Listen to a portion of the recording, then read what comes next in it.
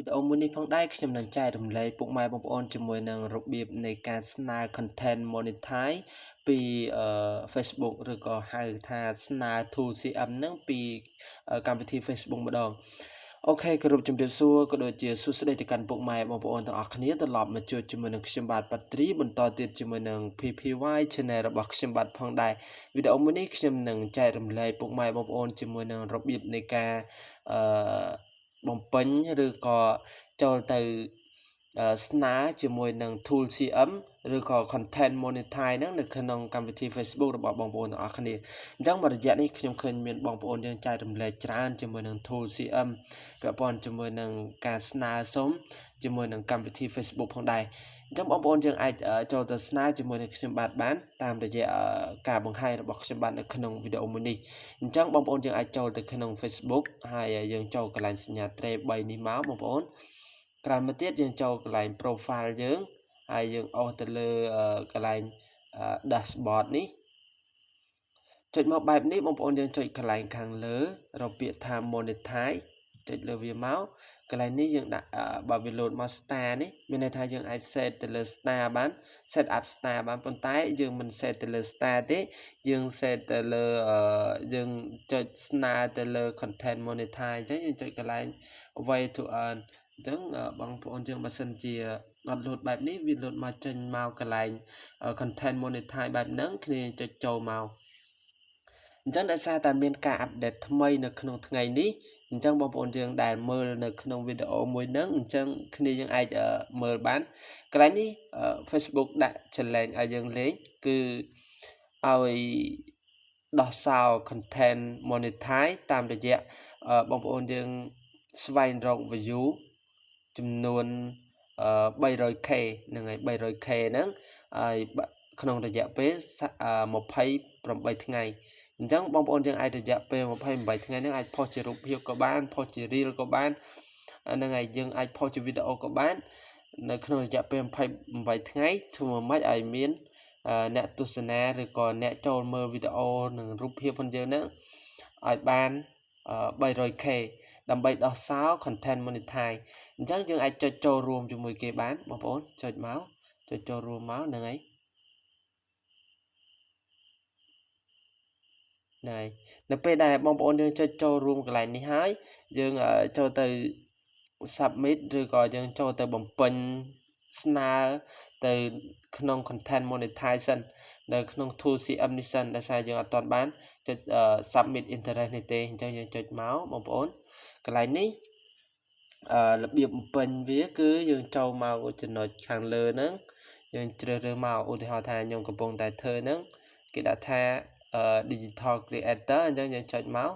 ហើយចុចពាក្យថា done ក្រោយមកទៀតបងប្អូនយើងចុចកន្លែងចំណុចទី2យើងជ្រើសរើសទាំងអស់មកបងប្អូនទី1 reel ទៅលើវីដេអូ reel ទី2រូបភាពហើយកន្លែងនេះគេថា text post ហ្នឹងយើងសរសេរ post status អីហ្នឹងហើយមួយទៀតទៅលើ story ហ្នឹងហើយទៅលើ story ហើយយើងចុចពាក្យថា done មកអញ្ចឹងកន្លែងនេះយើងអាចសរសេរទៅលើគេសួរថាហេតុអ្វី why are you interested in this program អញ្ចឹងគេសួរថាហេតុអីបានជាអ្នកចូលចិត្តអ្នកចាប់អារម្មណ៍ទៅលើកម្មវិធីនេះអញ្ចឹងបងប្អូនយើងអាចសរសេររៀបរាប់មកបងប្អូនអាចសរសេររៀបរាប់អ្វីដែលយើងចង់បាន content monetize ពី Facebook អីចឹងទៅអញ្ចឹងខ្ញុំសូមទៅ copy យកតែម្ដងបងប្អូន copy ហ្នឹងហើយខ្ញុំចុច copy មកបើសិនជាបងប្អូនយើងត្រូវការសរសេររៀបរាប់អីបងប្អូនសរសេរតាមហ្នឹងទៅបើបងប្អូនយើងចង់បានអាច comment នៅក្រោមវីដេអូបានខ្ញុំនឹងផ្ញើ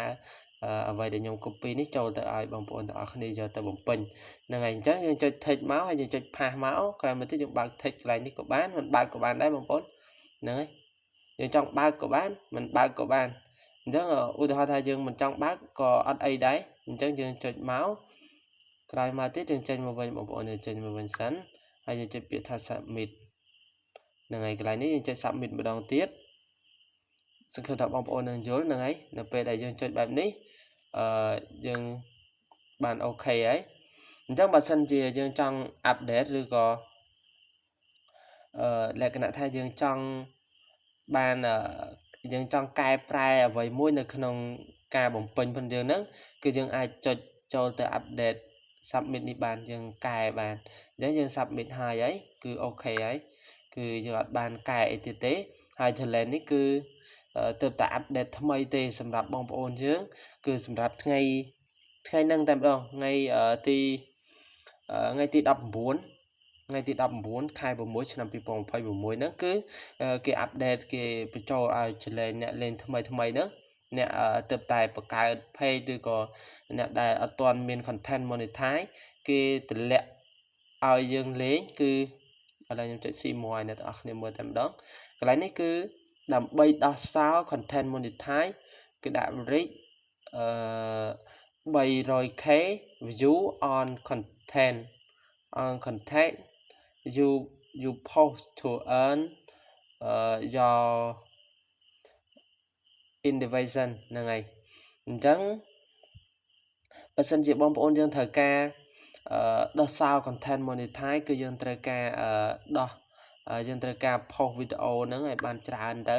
ហើយធ្វើម៉េចឲ្យមានអ្នក view យើងហ្នឹងឲ្យបាន 300k ក្នុងរយៈពេល28ថ្ងៃអញ្ចឹងនេះគឺជា